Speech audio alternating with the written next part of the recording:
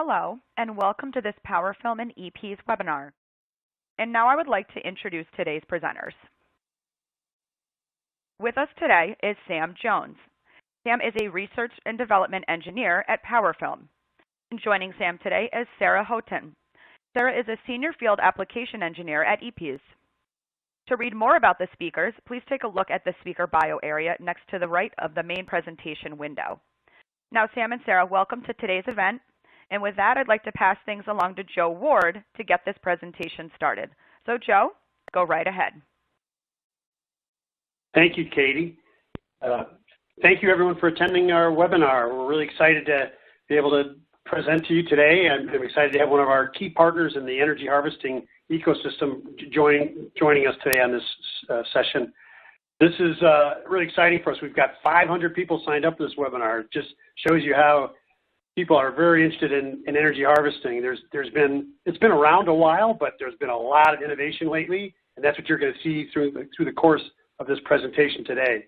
And it's making it a very viable option for replacing batteries and extending battery life in any type of battery-operated device. On the slide, you see the name of our company, EPs. Everybody asks me what it stands for. It's Electronic Portable Energy Autonomous System. We're headquartered just outside of Brussels in Belgium. We're a small startup, but growing fast. We're fabless. We use one of the biggest foundries in the world, TSMC. We are all about low power, and we're really focused on energy harvesting. So a couple quick things. If you haven't seen our website, I encourage you to check it out. You've got a lot of additional information than what you'll see today on the website, and plus access to data sheets, app notes, and details on our evaluation boards. Also, there's a listing of all our sales reps that we have around the world, so you feel free to contact them for any assistance or just contact EPs and we'll be able to help you out. Our eval boards are available through purchase through DigiKey, and all of our products are available through Mouser and Fujitsu Electronics. So if you have any interest in that, you feel free to look them up. And again, if you have any questions, please contact us and we'll coordinate however possible. So that's my quick introduction. I'm really excited to turn this over to Sarah to start the main presentation. Sarah? Hi, thank you, Joe. So welcome everybody. I'm Sarah, working as a field application, and today what we will learn is energy harvesting. But first question, why looking for energy harvesting?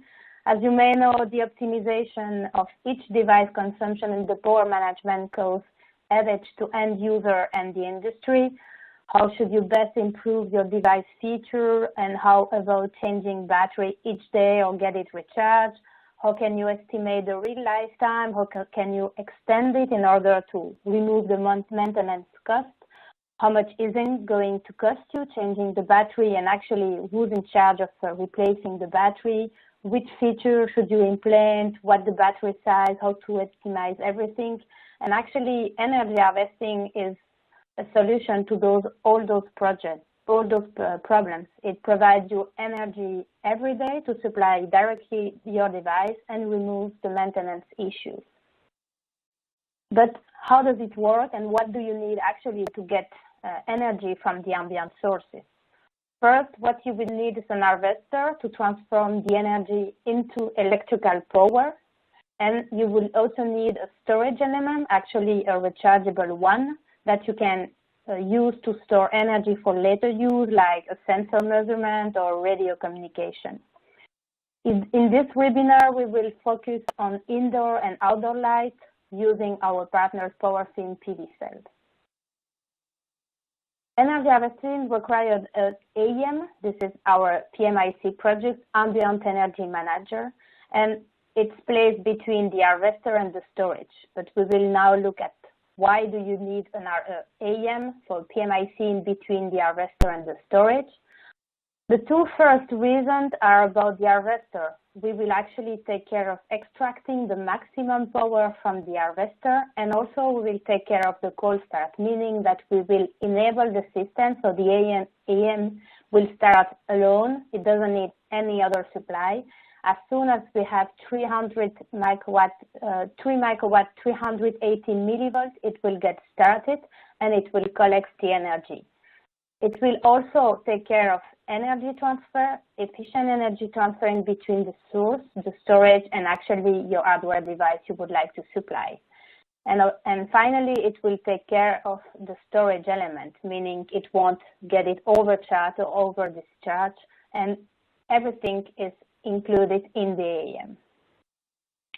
But how do we ensure that we extract the maximum power? Actually, we use a MPPT, so it's a maximum power point tracking. If we look at the power versus voltage curve of a PV cell, for example, here in green you can see the power versus the voltage. If you look at this curve, where you would like to work is at the maximum point, being there at a defined voltage. This means that you would like to work at a defined voltage here called VMPP. All harvesters actually show a maximum power curve, so it's at the bottom of the curve, and it could vary with the environment. So if you have a light change or any other changes in the environment, you will see that the working point, so the voltage you should work at, will change. And the AEM will take care or actually adapt its working voltage to ensure you that we are always working at the maximum power point. If you don't do that, actually you are not able to extract the maximum power from the environment. So here, if we have the second curve, the curve 2 in orange, it's meaning you have less light. What you need to do to still be working at the maximum point, it's not work at VMPP1 voltage, but VMPP2. And how do we do that? Actually, we measure the open circuit and we apply a ratio. This MPPT ratio is something related to the harvester technology. This is something you will find in the PV cell datasheet. And as soon as you configure correctly the AEM, at a constant interval, the AEM will get disconnected from the harvester in order to let it achieve its open circuit voltage. Then it will get back connected again. Time it's disconnected is about 1% of the time, and as soon as it gets connect again, we'll measure the open circuit voltage, apply the ratio, and get its new working voltage. For the life of the AEM 10941, which we recommend to use with the PV cell of PowerFilm, we adapt this working voltage each 5 seconds. And just an example of what is happening, if you actually don't define the right MPP ratio. So let's take here an example of working at 75% is the optimal, but you define 90% by configuration of the AEM. It's just that you won't be able to extract the maximum power from the ambient. So it's quite important to be sure that you select the right MPPT ratio. About the AEM behavior, how does it actually behave? If we start from deep sleep mode, so meaning you have no light, as soon as we have enough to get started, so it's 3 microwatt, 380 millivolts, then we will wake up. You will first have an internal node VBUC rising up to 2.2, and at that moment we will actually transfer the energy from the source to charge the storage element. So if you try it and you buy our eval kit and you start looking and using the AEM 10941, you will see your VBUC node rising up, so the storage element voltage. And there we have different options. As soon as we enter the normal mode, meaning that we are transferring energy from the source to the storage, there are some protection. The first protection is if you achieve the maximum voltage on the storage element, then we will switch up the boost. You could also reach out the minimum level defined, and there you could be using a primary battery. So if you connect the primary battery, it will be used as a backup solution if you achieve the minimum level. But if you didn't connect any primary battery, or let's say it's already discharged, then we will rise up a status to prevent the application that we will shut down the LDO. And we will actually switch off the internal LDO, meaning that we won't supply your application then for the storage element protection. So those are the storage element protection integrated in the AEM. So Here you can have a look at the table, which is available in the datasheet, which allow you to define the storage element protection level. So you have 7 predefined protection level and actually 1 custom mode, which could be used if you would like to define your own protection level. You also have 3 stages telling you if you achieve a certain level on the storage, which are stages 0, stages 1. And just here you can see the different configuration you can define using the AEM. So the first option we recommend you to use with a Li-ion battery.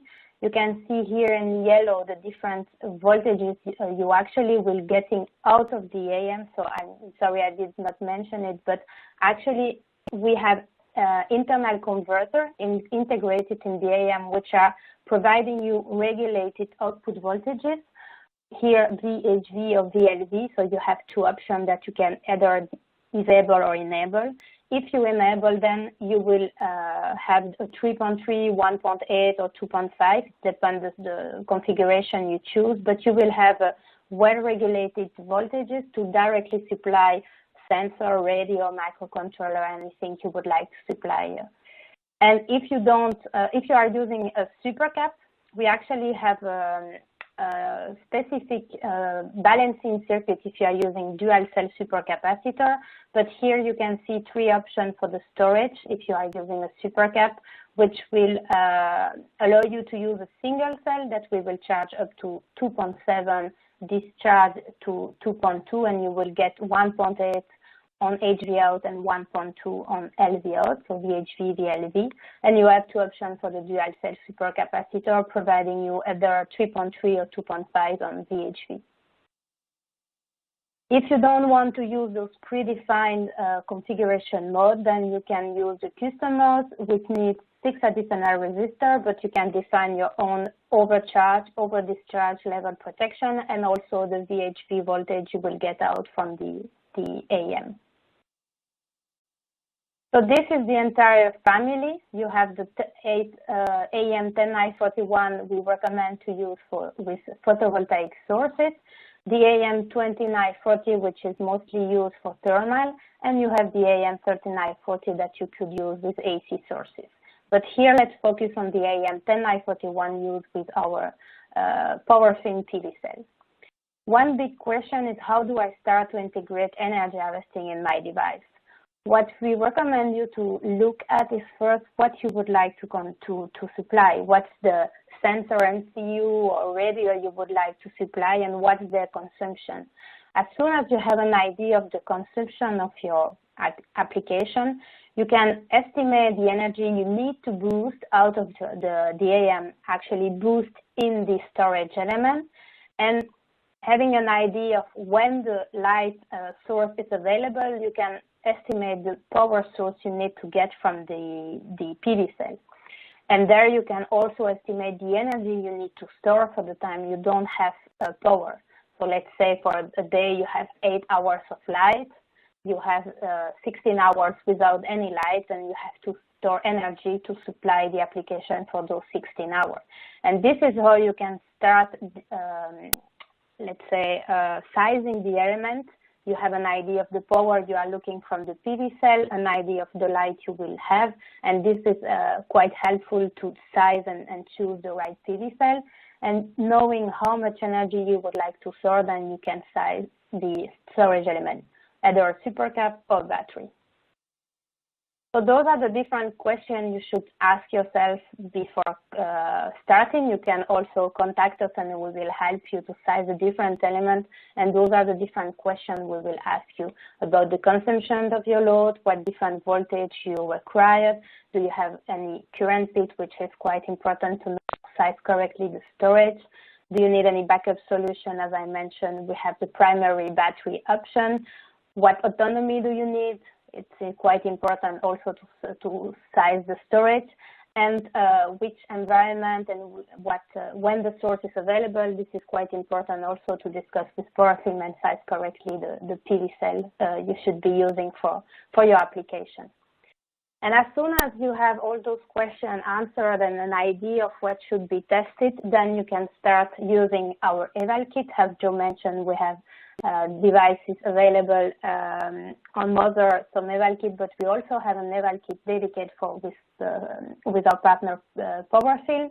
So you can use it. You can connect the PV cell from PowerFilm. You can connect the storage element.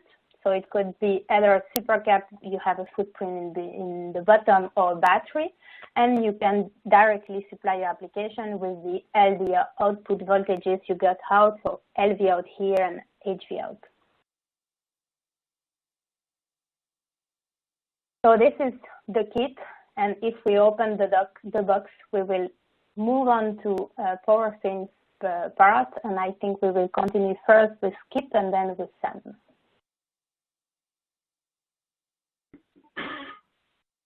Hi, Sarah. Thank you.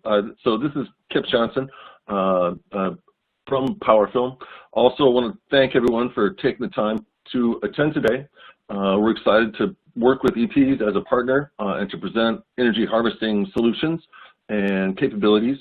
PowerFilm is a manufacturer of solar material. We work with a couple different kinds of solar material.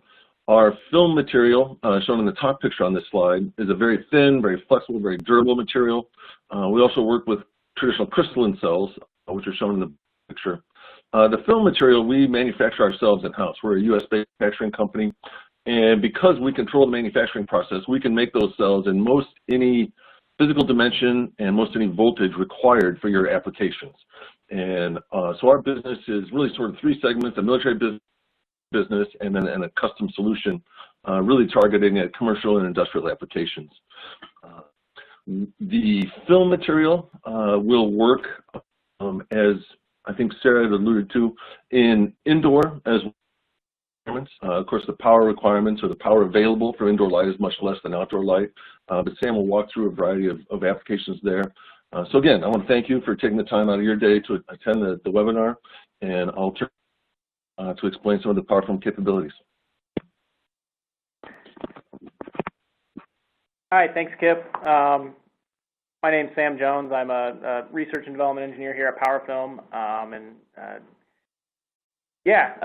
excited to kind of show you guys and what we do in the energy harvesting space and how our material and PV cells apply to some of the applications you might be looking at. I like to start out with this slide, and it really puts energy harvesting kind of in explains it in a tangible way. So asking the question, what can I actually power with solar harvesting? So if I have a solar panel on, say the one on the left here is LL200-337, that's one of our standard panels. What can I actually power with that panel? The answer to that question, I think, depends on three primary things. Where that device is located, the device you're actually trying to power, and then the operation of that device. So many IoT devices and electronics, they can be configured in a really, really wide range of areas.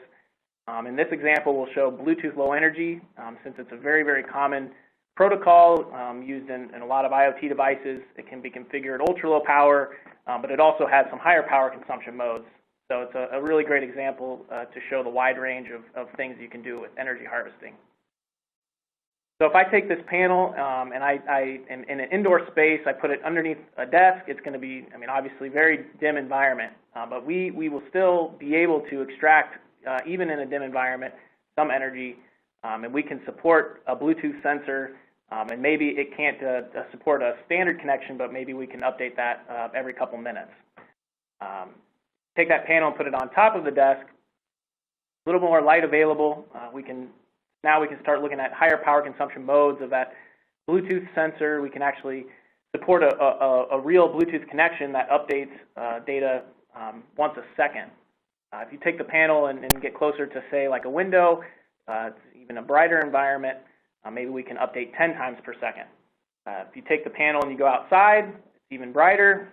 Even if you're in the outdoor shade, we can start looking at turning that Bluetooth device into a gateway. Maybe you're starting to connect other devices around it into a little system.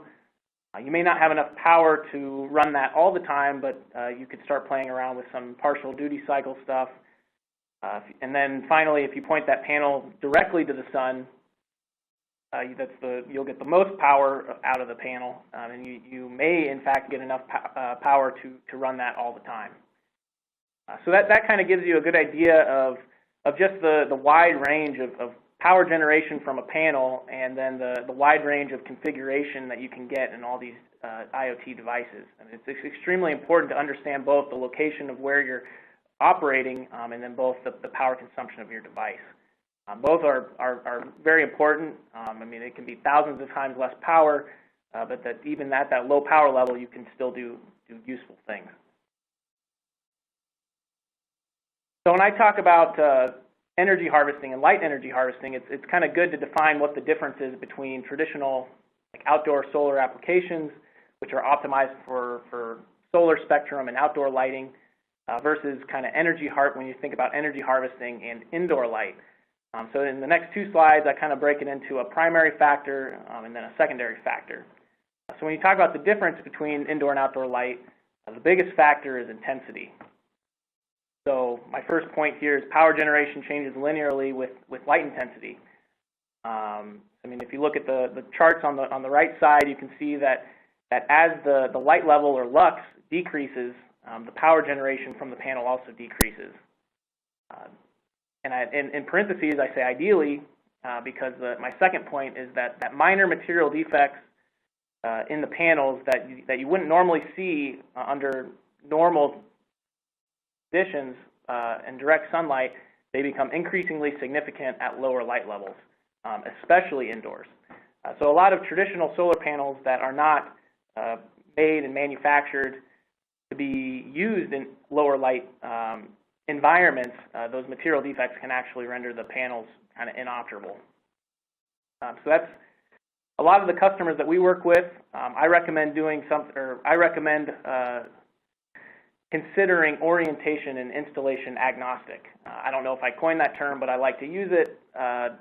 Just being able to install your panel into any orientation, whether that's indoors or outdoors, and not worrying about making sure that panel is facing the sun. So we have some customers that come to us and say, I have a device and I want to install it outside, but I don't know if it'll always be illuminated from the sun. It may be on a north-facing wall. So what I like to do is say, okay, well, this is the light level that you can expect in that environment, and then this is the power that you can expect to be generated from the panel, and then you can use that to drive your design decisions. So when you're sourcing a PV or you're looking into different PV options, you want to make sure that the PV cells, the PV that you're going to use is rated for what you would consider your worst case light level. And that's something that is a major benefit of PowerFilm's products. We do have that indoor solar product line, and we guarantee that it works down to 200 lux. And then our outdoor products, we guarantee that they work down to 25% of direct sun. But if you have a custom environment, so say that north-facing wall in Europe, we can kind of work with you to define a custom light level and guarantee that any solution that you have will work in your environment.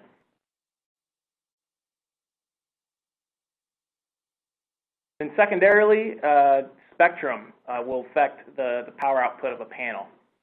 So different PV technologies that are in different configurations, they may have different material properties, different absorption properties.